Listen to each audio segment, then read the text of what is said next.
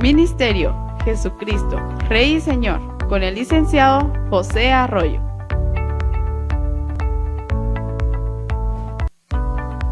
Ya viene.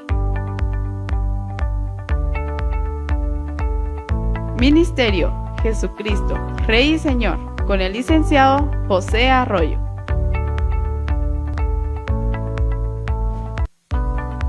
Ya viene.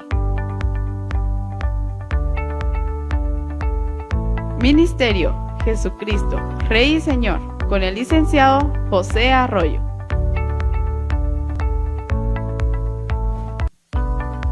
Ya viene. Ministerio Jesucristo, Rey y Señor, con el licenciado José Arroyo.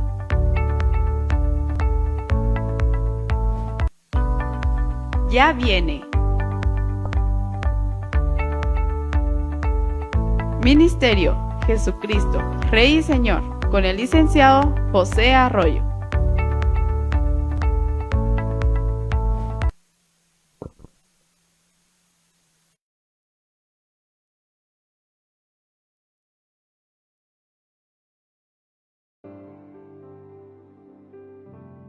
Estamos acá en los estudios del canal Aspa Visión a través de Facebook para estudiar, meditar y comentar la palabra de Dios. Vamos a orar como siempre para dar inicio a este programa. Padre, en esta tarde, en el poderoso y maravilloso nombre de Jesús, nos acercamos a ti, rogándote, Señor, que seas tú el que envíe a tu Santo Espíritu para enseñarnos, para abrir nuestra mente, nuestro corazón, para abrir nuestros ojos espirituales y nuestros oídos espirituales a tu palabra.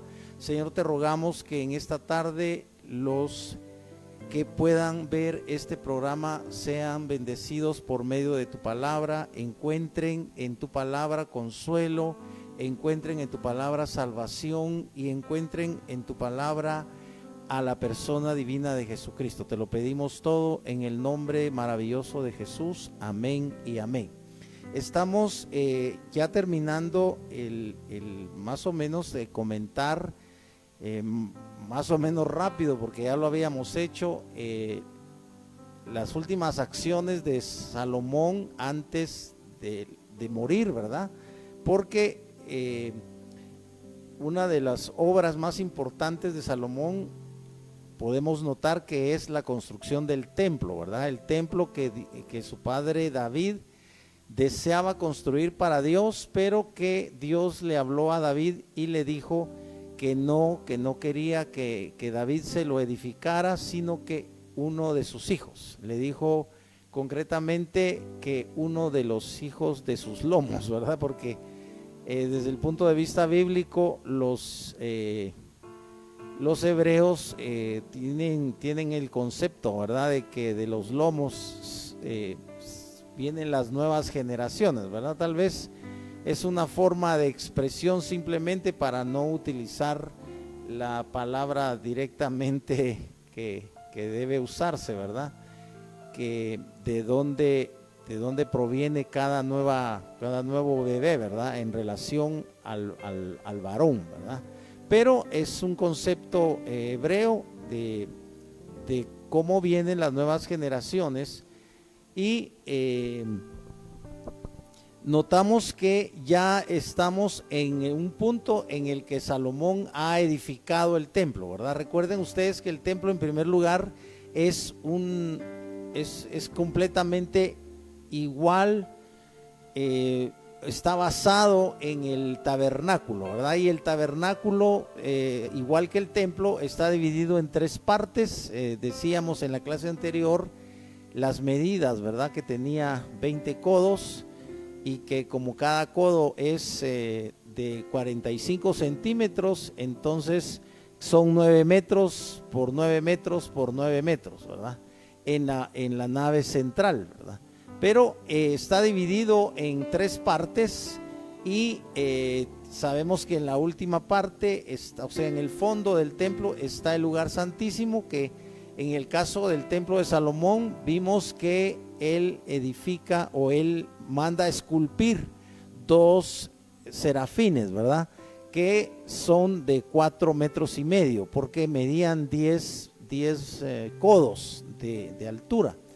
Y entonces estos son 4,5 metros de altura de los serafines que estaban entre el lugar santo y el lugar santísimo. Lógicamente estaba el lugar santísimo prácticamente separado, como siempre, del lugar santo por medio de la cortina. Recuerden que comentamos acerca de la cortina, que la cortina tenía azul, una tela azul, tenía púrpura, tenía carmesí, ¿verdad? Y hablamos un poco de estos colores, de que el azul tipifica el cielo, porque es la morada de Dios, ¿verdad? Recuerden ustedes que en las culturas paganas, los mismos diferentes sacerdotes o las personas que de alguna forma crearon las religiones o la mitología de las diferentes culturas paganas, se imaginaban a los dioses en los cielos, ¿verdad? En el cielo. Entonces,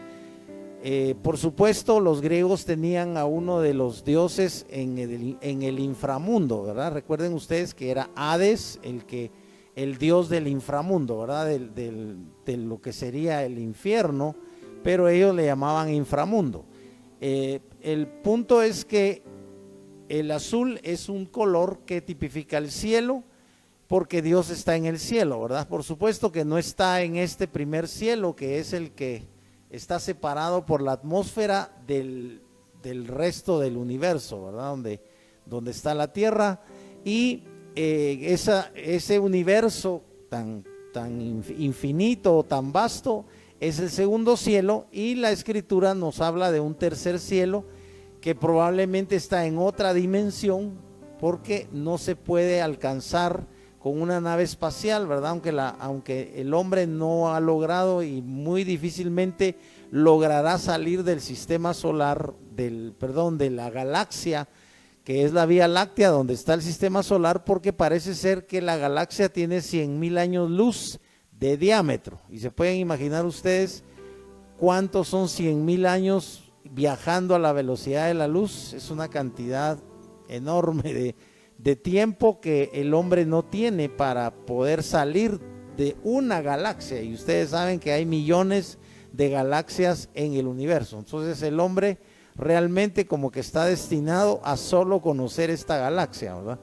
Pero volviendo acá, estamos en un punto en el que Salomón va a orar, porque él está dedicando el templo, y dice acá, estamos en el primer libro de Reyes, en el capítulo 8 y verso 22, donde Salomón dice que se pone de pie frente al pueblo de Israel y él ora.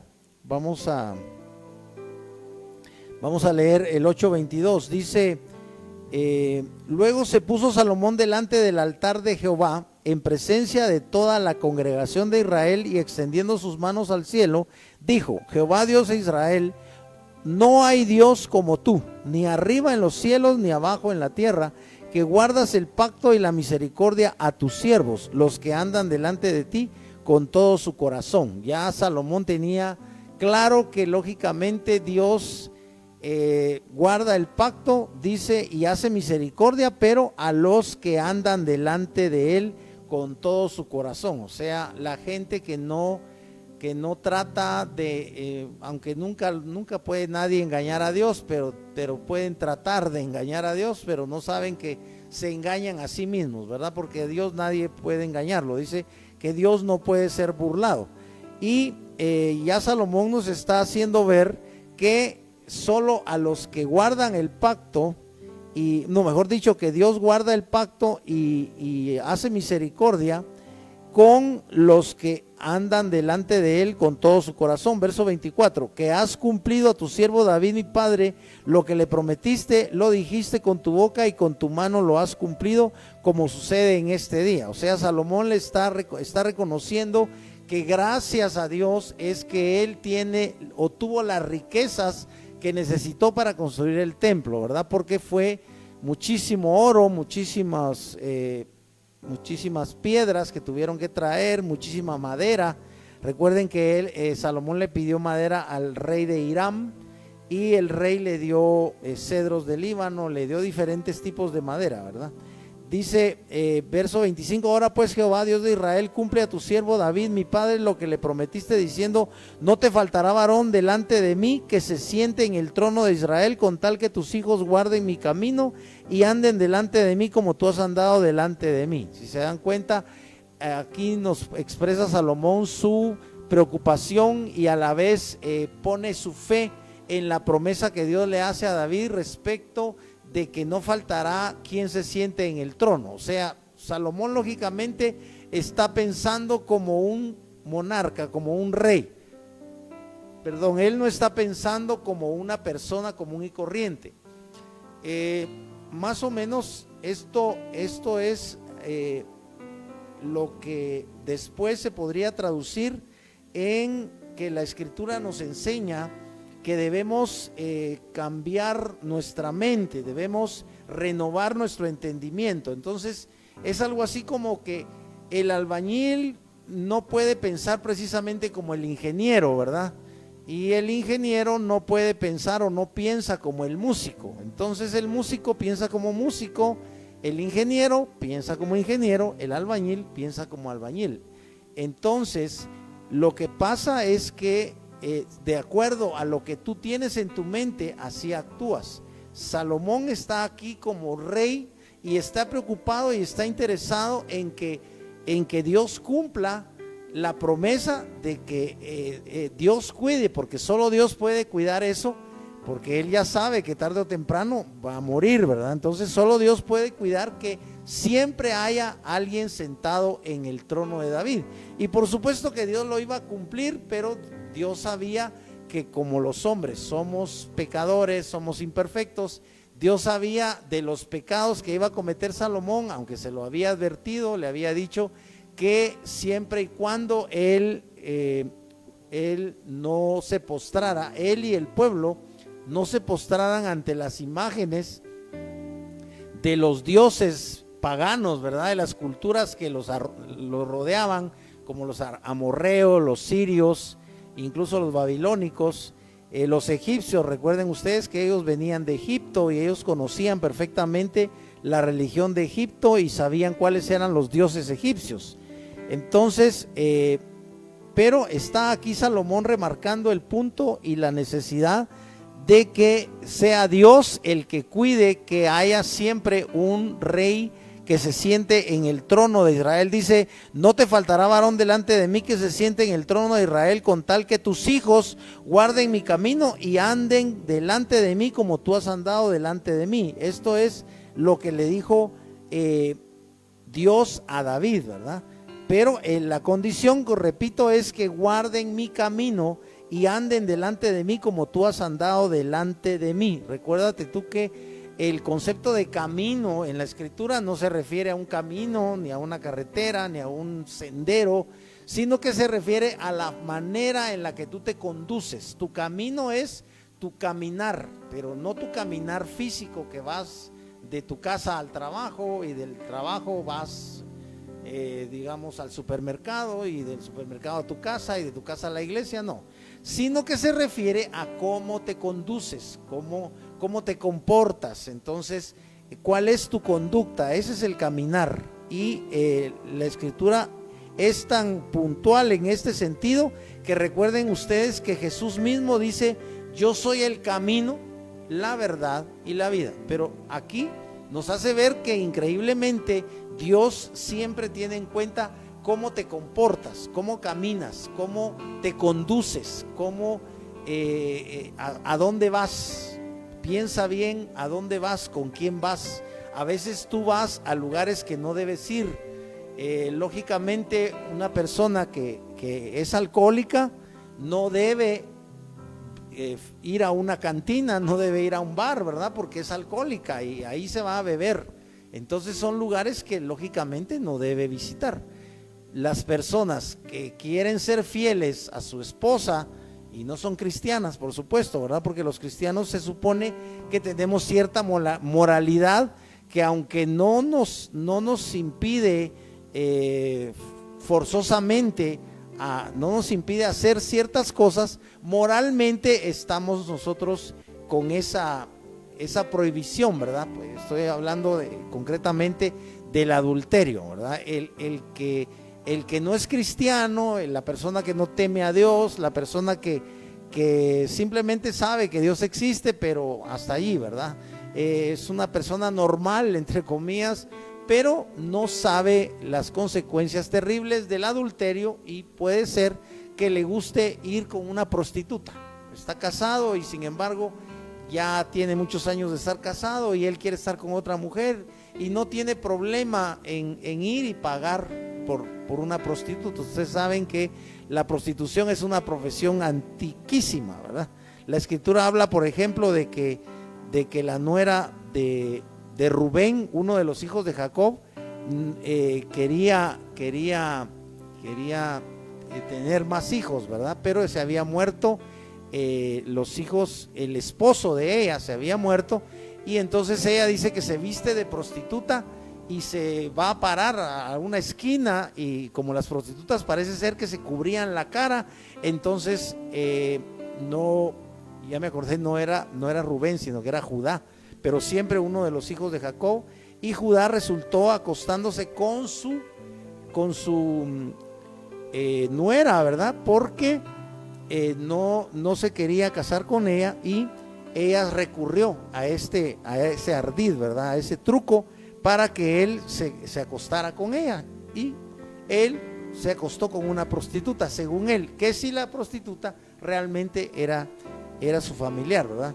Pero acá para volver a esto, Salomón está muy interesado, como les decía, en volver a la promesa que Dios le había hecho a David. Seguramente David había escrito esta promesa, o sea, para David quizá era muy importante la promesa que Dios le había dicho.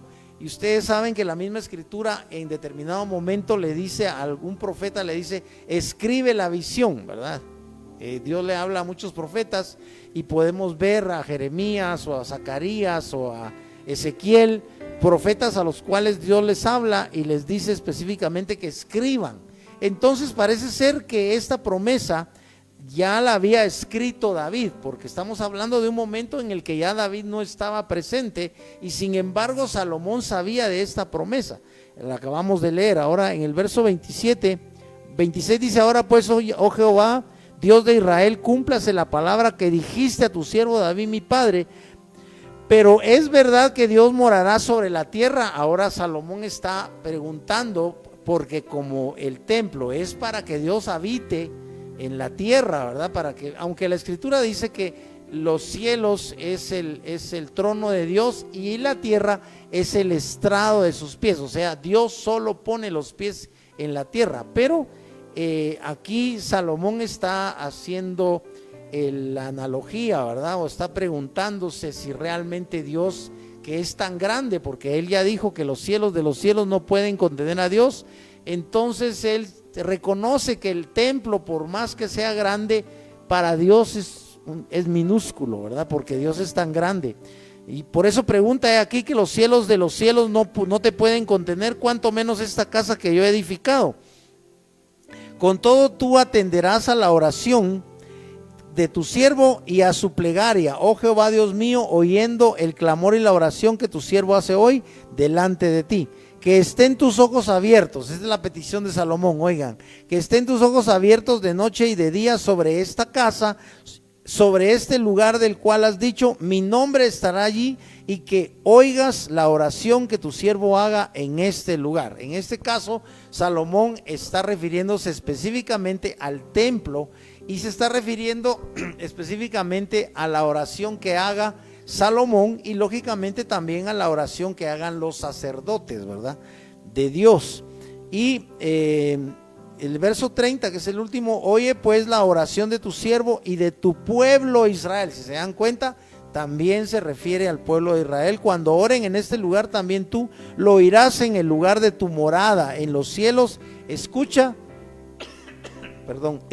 y perdona. O sea, Salomón está pidiéndole, rogándole a Dios que por favor habite en esa casa, habite en ese lugar. Y ya vimos que cuando Salomón hace la consagración del templo,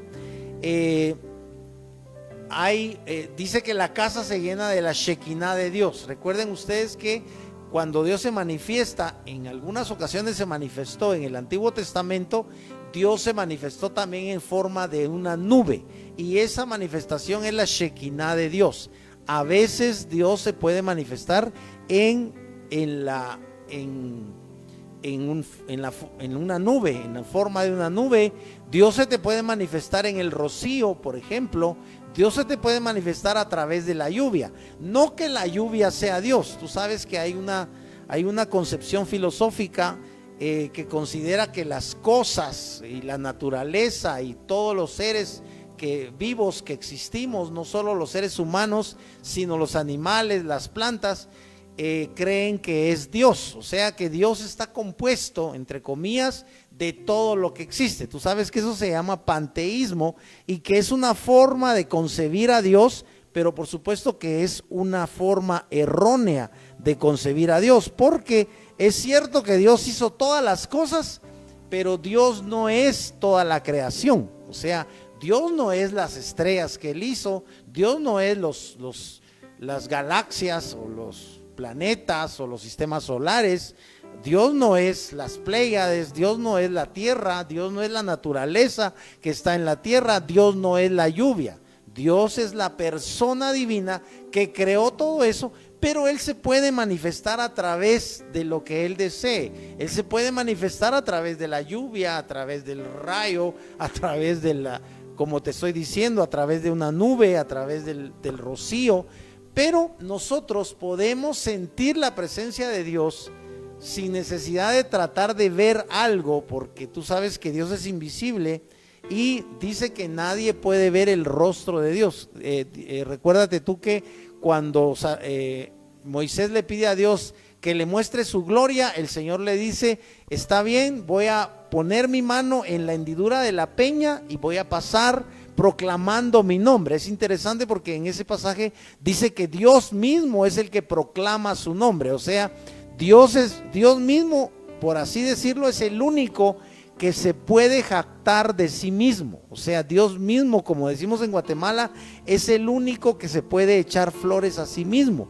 Cuando tú te echas flores a ti mismo y empiezas a hablar de ti mismo y dices: es que yo soy bueno, yo soy muy buen esposo, yo soy muy buen padre, yo soy un muy buen hijo, yo nunca le di problemas a mis papás, y tú te empiezas a ensalzar, tú te estás jactando, y eso es incorrecto. O sea, no debes hacer eso, ¿verdad? Porque pues eres engreído. En Guatemala decimos creído, ¿verdad? Pero la palabra correcta es engreído. Eres engreído. No te jactes. Deja que la gente te reconozca como una persona justa, como una persona correcta, como una persona, como un buen cristiano, o como todo lo contrario, ¿verdad? Si tú eres realmente un pícaro, perdóname la palabra, pero la gente se va a dar cuenta. Si tú eres, como decimos en Guatemala también, cantineador, ¿verdad? Si es un hombre casado, pero trata de conquistar a más mujeres, es porque quiere más mujeres, ¿verdad? Entonces se nota, y lógicamente inmediatamente él mismo se evidencia, ¿verdad? Que no es fiel a su esposa, y por eso es que busca otras mujeres y las trata de conquistar, ¿verdad? Vamos a saltar acá a la respuesta de Dios. Dios responde a Salomón después de la bendición. O sea, Salomón después de esto bendice al pueblo. Eso está, tú irás en los cielos y perdonarás el pecado. Toda oración tú oirás para que te tomen a sí mismo. Tú oirás. Esto es toda la petición de Salomón, es larga. Está ahí, voy por el pasaje, el versículo 48, y si se convirtieren, tú oirás. Pero el punto es que Salomón, cuando termina la oración, él bendice a la congregación. Pero lo interesante es lo que vamos a ver ya en el capítulo 9 y verso 3 al 5. Vamos a ver cuando Dios le responde. Y le dijo Jehová: yo he oído tu oración y tu ruego. Miren qué interesante y qué maravilloso que Dios hablaba a David y también hablaba a Salomón. Recuérdate tú que la primera vez que Salomón habla con Dios, o Dios le permite a Salomón que hablar, Dios le habla a Salomón primero en un sueño y le pregunta qué quieres que te dé. Y es cuando Salomón, recuerden ustedes, que le dice que quiere sabiduría, ¿verdad? Entonces no siempre Dios habla de esa forma. Y aquí estamos viendo que el Señor le está respondiendo a Salomón. Imagínense ustedes qué maravilloso que Dios te pueda responder, pero también qué importante que tú le preguntes a Dios concretamente. Si tú no le preguntas nada a Dios, Dios no te va a responder nada, porque tú no le estás preguntando nada. Si tú no oras, Dios no te dice nada y no sientes nada y no experimentas nada, porque tú no oras. Porque recuerda que la oración es precisamente hablar con Dios. No te lo tengo que decir, pero increíblemente hay personas que no oran. Y tú sabes la diferencia entre rezar y orar. Tú sabes que rezar es leer o repetir una oración que hizo alguien. Incluso el Padre Nuestro es una oración que hizo Jesús. Pero el Padre Nuestro es solo un modelo de oración. Padre nuestro que estás en los cielos, santificado sea tu nombre. Entonces es solo un modelo, porque tú debes comenzar santificando a Dios. ¿Y qué es santificar a Dios? Reconocer que Él es santo. O sea, reconocer que tú eres pecador y Él es santo. Dice la Escritura que Dios es 3 veces santo. O sea, 3 veces está apartado Dios de toda iniquidad, de toda maldad, de todo pecado. Tú no le puedes ni le debes atribuir a Dios pecado alguno. Pues las personas que piensan que como Dios creó al hombre y que como los hombres por naturaleza somos malos, entonces que Dios creó la maldad. Y eso es un razonamiento erróneo. Tú no le puedes atribuir a Dios ningún pecado, porque Dios no peca jamás. Dios es perfecto y está separado de toda maldad y de todo pecado. Si Satanás pecó, por ejemplo, de soberbia, y siendo hermoso y siendo poderoso, porque recuérdate tú que la Escritura enseña que cuando Dios creó a Satanás, dice que lo creó como un serafín protector. Y el día de la creación de Satanás hubo incluso música, pero se halló, dice, hasta que se halló maldad en su corazón. O sea, Satanás mismo tomó la decisión de intentar ocupar el lugar del Altísimo, y eso definitivamente no se lo podía permitir Dios a Satanás ni a nadie, porque Dios es la autoridad. Y tú sabes que ese fue el gran error, el gran pecado de Satanás, que fue echado del cielo con todos los ángeles que lo apoyaban, que dice la Escritura que es la tercera parte de los ángeles, que son miles, cientos de miles, porque si hay millones de ángeles, te puedes imaginar cuántos ángeles se trajo Satanás, y esos son los actuales demonios, ¿verdad? Algunos no creen incluso en Satanás, pero tú sabes que una de las mejores mentiras de Satanás es hacer creerle a la gente que no existe. Tampoco se trata, como decimos en Guatemala, ¿verdad?, de estar viendo micos aparejados. O sea, no puedes tampoco estar viendo demonios en todas partes, y solo porque tu vecino te hizo mala cara está endemoniado. Eso es exagerar, ¿verdad? Entonces hay personas que sí en determinado momento manifiestan o pueden manifestar que tienen un demonio, ¿verdad? Pero eso es un proceso que lógicamente es un problema bien serio, porque tú sabes que incluso los psicólogos que no creen en los demonios, pues tampoco van a aceptar fácilmente que esa persona tenga un demonio, ¿verdad? Sino que creen que está enfermo de la cabeza o que tiene alguna enfermedad psicológica o mental, y lo medican y bueno, etcétera. Pero nosotros sí debemos reconocer que así como Dios es luz, también existe en la tierra, porque Dios mismo lo permitió, que exista el mal, que exista la oscuridad, que existan las tinieblas, y tú sabes que a nivel espiritual eso es lo que se conoce como espiritismo o como ocultismo. Incluso en Europa, en el siglo XIX, por ejemplo, tú sabes que se desarrolló mucho el ocultismo y lo trajeron a América, e incluso los padres fundadores de Norteamérica, tú sabes que eran, que tenían ese tipo de religión, ¿verdad? Que en cierta forma creían en los espíritus, ¿verdad? Bien, entonces acá vamos a pasar a la parte donde el Señor le responde nada menos que a Salomón y le dice: yo he oído tu oración y tu ruego que has hecho en mi presencia, yo he santificado esta casa que tú has edificado. Mira qué interesante que es Dios el que santifica la casa. Dios puede santificar tu casa, puede santificar a tu familia, puede santificar tu vida. ¿Cómo haces tú para que Dios santifique tu vida, para que Dios santifique a tu familia, para que Dios santifique tu casa? Mira qué importante, mira qué maravilloso que Dios pueda santificar tu casa. Estábamos hablando del Padre Nuestro, que tú en la oración dices: santificado sea tu nombre. Cuando tú santificas a Dios, cuando tú adoras a Dios, cuando tú reconoces que Dios es santo, cuando tú realmente tienes fe y has recibido a Cristo y has recibido una porción de fe, dice la Escritura que cada uno recibe una porción de fe de parte de Dios. No creas que la fe la inventaste tú y que tú tienes mucha fe porque eres muy bueno o muy virtuoso o eres muy espiritual. No, tú tienes fe porque Dios te ha dado la fe a través de su palabra. La fe, recuérdate que dice la Escritura que viene por el oír, pero el oír de la palabra de Dios.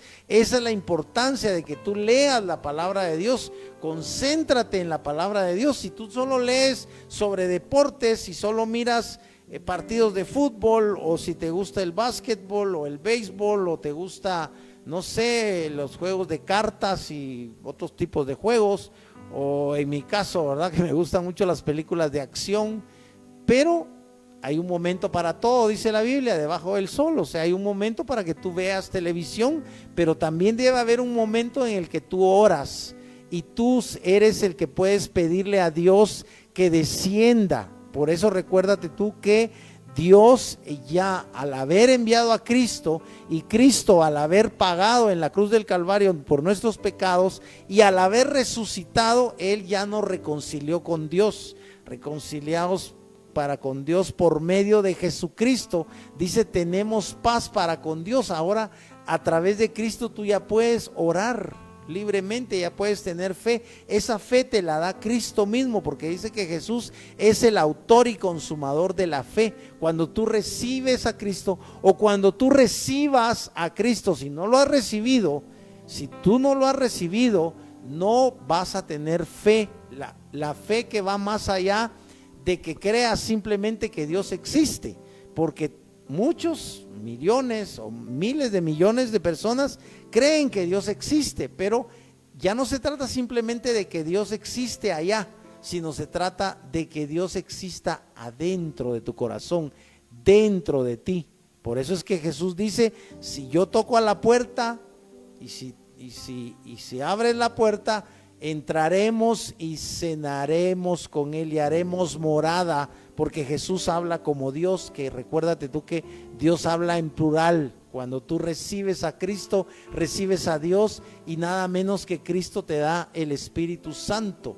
Es lo más maravilloso que tú puedes encontrar en el universo, y en la tierra no hay nada más maravilloso que tú recibas a Cristo, porque estás recibiendo a Dios. Y al recibir a Dios, como parece que decía San Francisco de Asís, que si tienes a Dios, lo tienes todo, ya no necesitas nada, porque ya tienes a Dios, tienes al que provee, al que puede proveerte, al que puede darte de comer, y tú al tener a Dios en tu corazón, al tener a Cristo, tú tienes fe, y entonces ya no dudas, simplemente porque no lo ves, no dudas, no importa que no lo veas, tú sabes que Él te oye, porque dice que es necesario que el que se acerca a Dios crea que Dios existe, porque Él es galardonador de los que le buscan. Cuando tú oras, Dios te galardona. Imagínate tú qué belleza, qué maravilla, qué cosa tan preciosa es la oración. Es un momento en el que tú vas a estar en comunión con Dios. Por eso es que Jesús recomendó que nos metamos en nuestra habitación y en la intimidad, en el secreto, tú ores a Dios, y dice que Dios te va a recompensar en público. Pero si tú no oras, es porque no tienes fe, porque recuérdate tú que la fe sin obras es muerta. Entonces tú puedes decir que tienes mucha fe, pero no oras. Entonces realmente no tienes mucha fe, que se diga, porque la oración es un acto de fe. También ir a la iglesia, lógicamente, es un acto de fe, pero también leer la Biblia es un acto de fe. Y hay gente que no lee la Biblia, y hay gente que no ora, y sin embargo creen que son cristianos, pero tal vez a su manera, ¿verdad? Bueno, veamos aquí lo que Dios le está respondiendo. Es hasta el versículo 3, dice: y le dijo: yo he oído tu oración y tu ruego que has hecho en mi presencia. Yo he santificado esta casa que tú has edificado para poner mi nombre en ella para siempre, y en ella estarán mis ojos y mi corazón todos los días.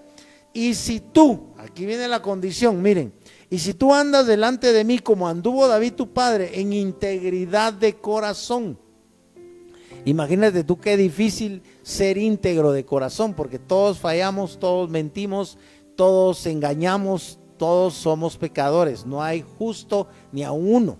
Así que aunque se molesten los pastores, pero los pastores, mientras sean de carne y hueso y mientras reconozcan que también son pecadores, los pastores también son imperfectos. Y esto no es una ofensa ni es una guerra contra ningún pastor de Guatemala y del mundo.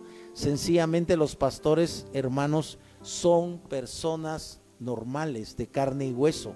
No son perfectos, nadie es perfecto, no somos perfectos. El único perfecto es Dios.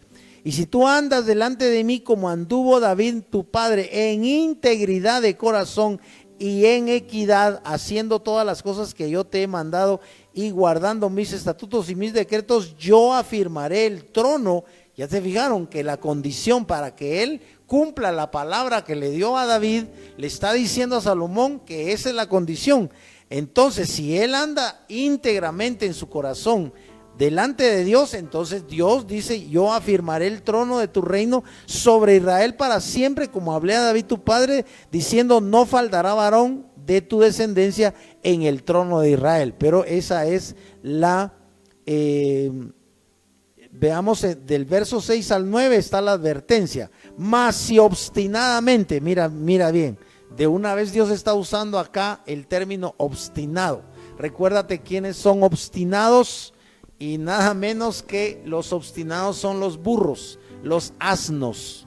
Pero es increíble que los hombres, los seres humanos que somos inteligentes, que podemos tener una licenciatura, un doctorado o varios doctorados, de todas formas, cuando tú te pones necio, o cuando tu mujer, o cuando tu mujer te pones necia en una necedad que no es de acuerdo a la palabra de Dios, tú eres como un asno. Perdona que te lo diga, pero la Biblia lo dice claramente: no seáis como el asno, les dice, no seáis como el buey. O sea, Dios no tiene miramientos en hablar con el hombre claramente. No sean, perdona que lo diga, pero así hablamos en Guatemala, no seamos burros. ¿Por qué? Porque está hablando de la obstinación. Recuérdate tú que uno de los animales que cuando decide que no va a caminar, no camina, es el burro, y aunque tú le pegues y le pegues, el burro no camina porque es obstinado. Por eso estamos hablando aquí de la obstinación. A veces el hombre es obstinado. Tú sabes, tú que eres padre de familia, dime si tus hijos a veces no se ponen necios en algo que ellos quieren, y ellos quieren, y ellos quieren, y se ponen a llorar, y hacen berrinche y no dejan de llorar hasta que el papá no les compra lo que ellos quieren. Pero eso es manipulación. No dejes que tus hijos te manipulen, porque tú eres la autoridad, No son ellos los que deben gobernarte, sino que tú debes gobernar a tus hijos. Por eso la Escritura dice que el que anhela obispado, buena obra desea, pero es necesario que él tenga a sus hijos en obediencia, en sujeción. O sea que no es nada más de ser pastor, ¿verdad? Si tus hijos no te hacen caso, no te quieren, te desprecian o te ignoran, entonces no tienes autoridad sobre ellos, y eso es terrible, pero es una realidad. Pero aquí le está diciendo: mas si obstinadamente os apartáis de mí, vosotros y vuestros hijos, y no guardáis mis mandamientos. Si te das cuenta, Dios nunca deja los mandamientos a un lado. Dios no te va a dejar de recordar al menos los 2 mandamientos más importantes que Jesús resumió. Le preguntaron cuáles son los mandamientos más importantes, y recuérdate que Cristo dijo: amarás a Dios con todas tus fuerzas, con toda tu mente y de todo tu corazón, y ama a Dios y ama a tu prójimo como a ti mismo. Esos 2 mandamientos resumen los 10 mandamientos, porque si tú amas a una persona, no le vas a robar, no le vas a mentir, no la vas a traicionar, como decimos, no le vas a meter la daga, no vas a hablar mal de él, no te vas a burlar, porque tú lo amas. Pero si esa no es ¿cómo se dice? Esa no es la regla, sino que esa es la acepción a la regla. O sea, la gente realmente no ama a su prójimo. Hay que ser realista. Y tú te puedes autoexaminar y preguntarte: ¿será que yo amo a mi prójimo? ¿Será que yo amo a todo el mundo? Y eso no es cierto. Tú amas a tus hijos, a tu esposa, a tus amigos, tal vez a algunos vecinos. A otros vecinos solo buenos días, buenas tardes, y se acabó. No los amas. No, el hombre por naturaleza no es amoroso. Pero el mandamiento es que debemos amar al prójimo. Y dice cómo debemos amarlo, como a nosotros mismos, y eso realmente no lo hacemos. Veamos el verso 7, dice, y no guardáis mis mandamientos y mis estatutos que yo he puesto delante de vosotros, sino que os vais a servir a dioses ajenos. Mira desde dónde viene la advertencia sobre la idolatría. Los dioses ajenos se entiende que son las imágenes, los ídolos. Esos son los dioses ajenos, porque las culturas paganas, ¿cómo representan a sus dioses? Lo dice la Escritura, dice que los representan con forma de hombre y también con forma de animal. Tú recuerdas que los dioses egipcios tenían forma de rana, forma de perro, incluso parece que la mosca era uno de los dioses egipcios, porque ya ves que cuando Dios castigó a Egipto con las 10 plagas, una de esas era las moscas.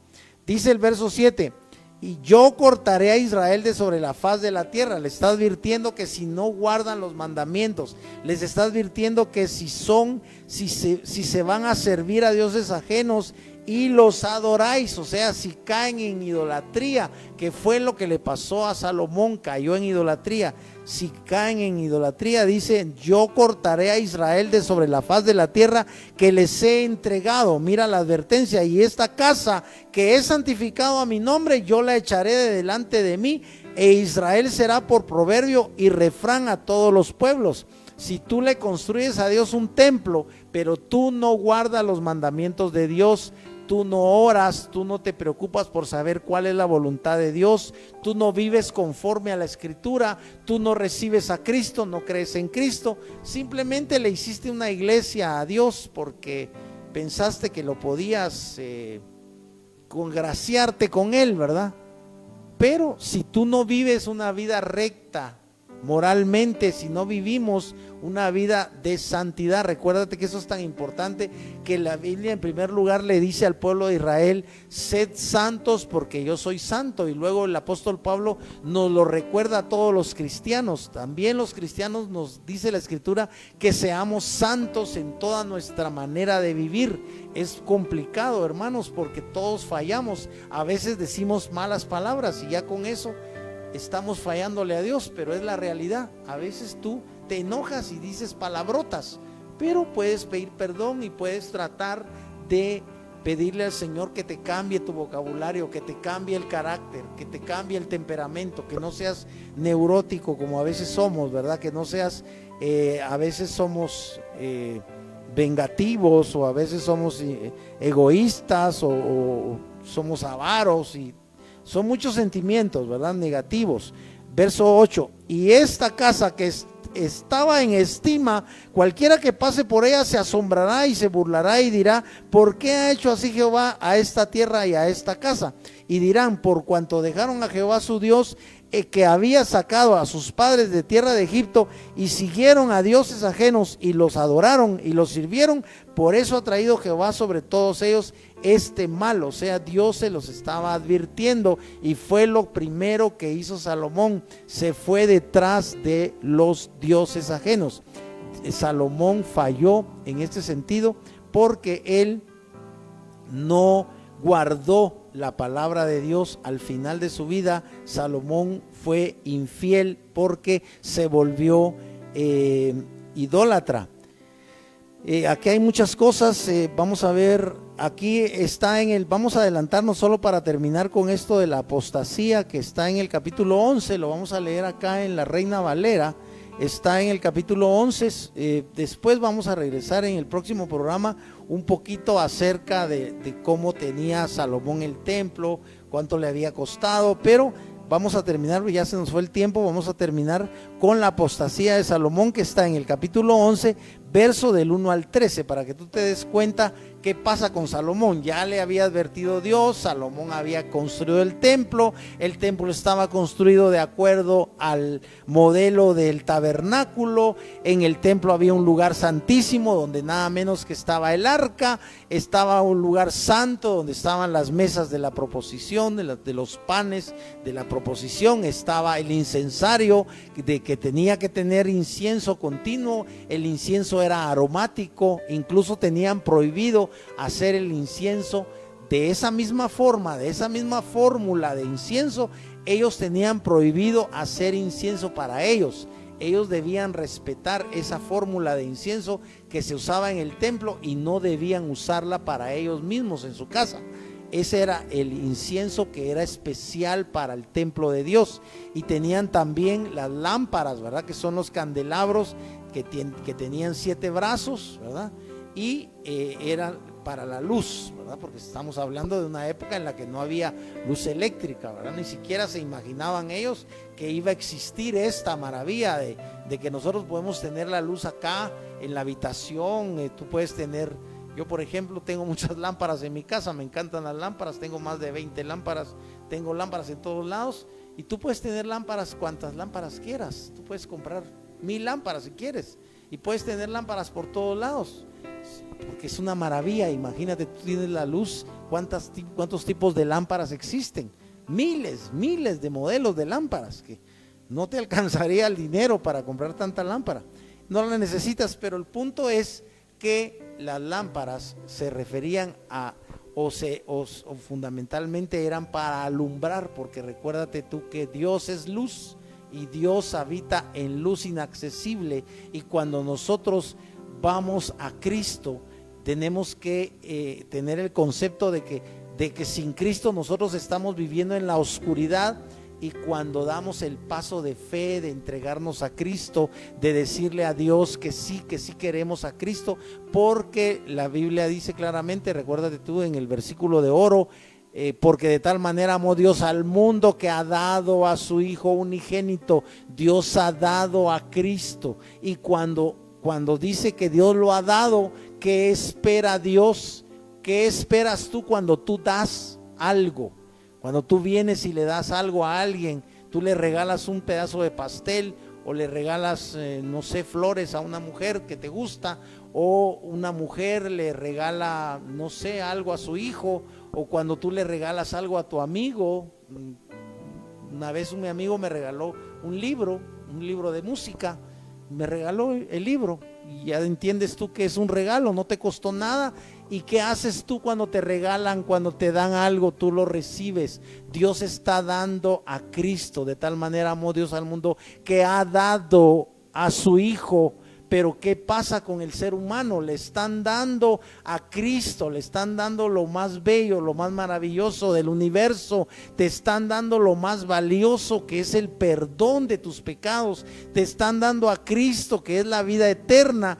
Tú debes recibirlo, tú debes abrazarlo. Por eso dice la Escritura, a los suyos vino, pero los suyos no le recibieron. Entonces ellos no recibieron ese regalo de Dios, mas a todos los que le recibieron. Si tú recibes a Cristo, si tú recibes ese regalo, dice, mas a todos los que le recibieron les fue dado poder o potestad de ser hechos hijos de Dios. Lo hemos dicho, que algunos tienen el concepto de que son hijos solo porque vinieron al mundo. Perdonen por la comparación, porque es, como decimos en Guatemala, pasar a traer otra religión, pero no eres hijo de Dios solo porque te bautizaron de bebé. A mí también me bautizaron de bebé y a miles y miles de personas las bautizaron de bebés, pero no es eso lo que te hace ser hijo de Dios. Para ser hijo de Dios tienes que ser engendrado por Dios. Recuérdate tú que eso está en el Evangelio de Juan, léelo en el capítulo 1 y verso 12, que si quieres te lo leo porque ya vamos a terminar, pero es el pasaje que demuestra que tú puedes ser hijo de Dios solo si eres engendrado por Dios. Si tú no eres engendrado por Dios, no puedes ser hijo de Dios, porque no depende de ti. Dice la Escritura que no depende del que quiere ni del que corre, sino depende de Dios, que tiene misericordia. Por eso tú debes pedirle a Dios que tenga misericordia de ti. Tú no puedes llegar con Dios con altanerías y decirle, te voy a hacer el favor. Tú no le vas a hacer ningún favor a Dios. Es Dios el que puede hacer misericordia contigo, pero si tú llegas a Él humilde, si tú te humillas. Por eso dice la Escritura que Dios da gracia a los humildes, pero que Él rechaza o mira de lejos al altivo, al que es soberbio.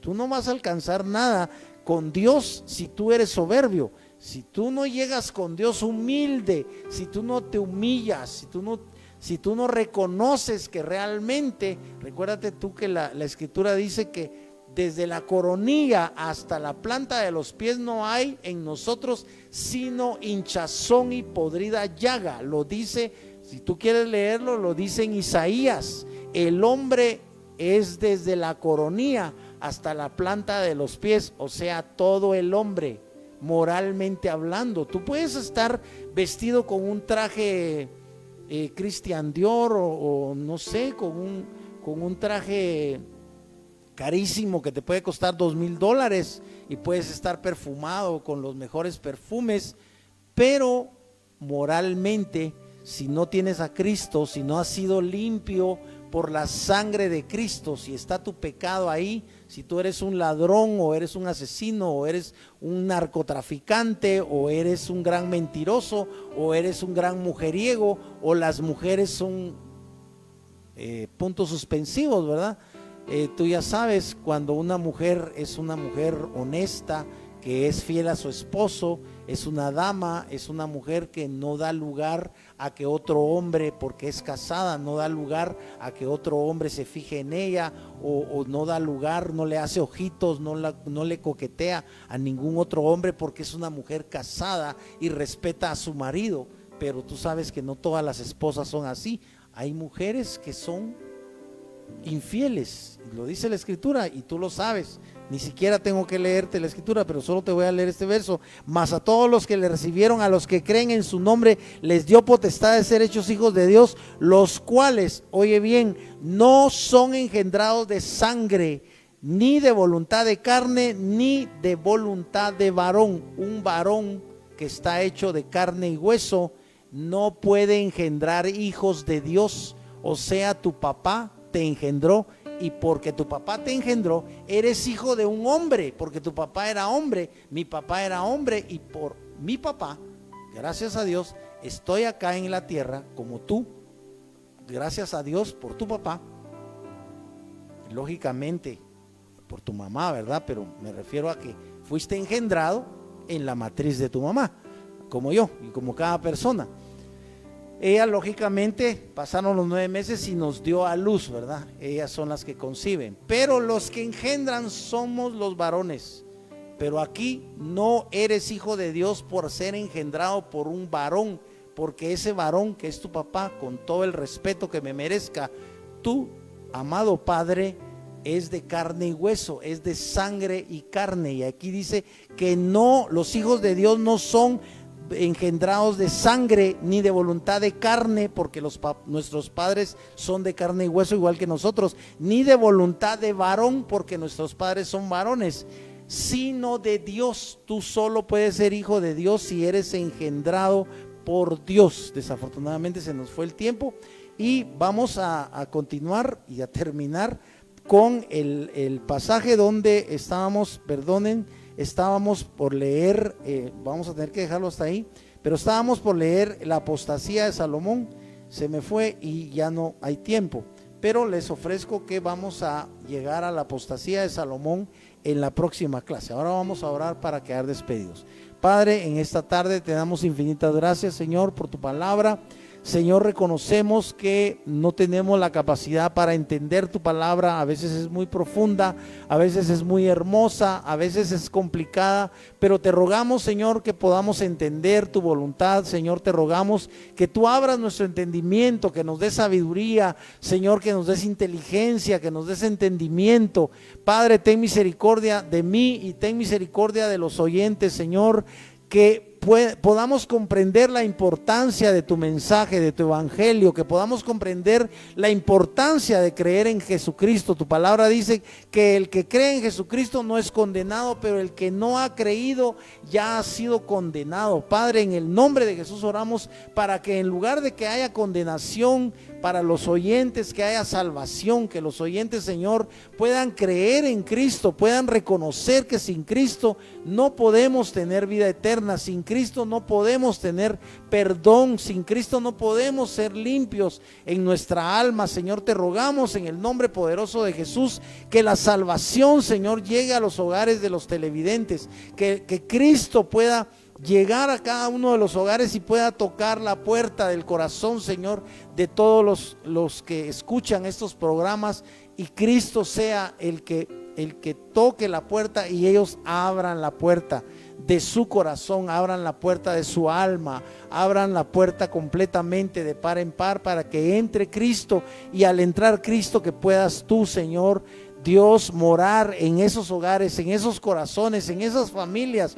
Padre, en el nombre de Jesús oramos para que esas familias tengan la bendición maravillosa, la bendición eterna de que Cristo esté en esos hogares, porque al estar Cristo en esos hogares, Señor, habrá paz, habrá amor, habrá comprensión, habrá misericordia en los hogares, Señor, habrá provisión, incluso tú abrirás las puertas de los cielos sobre esos hogares. Señor, oramos para que en esos hogares donde hay personas enfermas, tu Espíritu Santo divino, como hizo con Cristo, ponga su dedo divino, su dedo sanador, su dedo de poder sobrenatural sobre esos cuerpos. Padre, oramos por todos los enfermos que puedan ver estos programas y crean que es la obra de Cristo en la cruz del Calvario. Tú cree con todo tu corazón que no pones tu mirada en un hombre como nosotros, que somos imperfectos, sino la Escritura dice: puesto los ojos en Jesús, el autor y consumador de la fe. Si tú pones tus ojos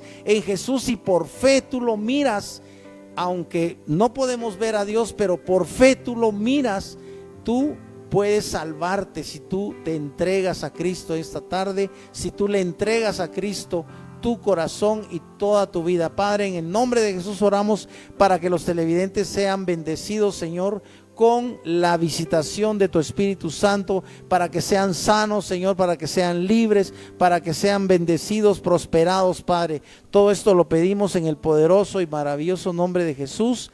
Amén y amén.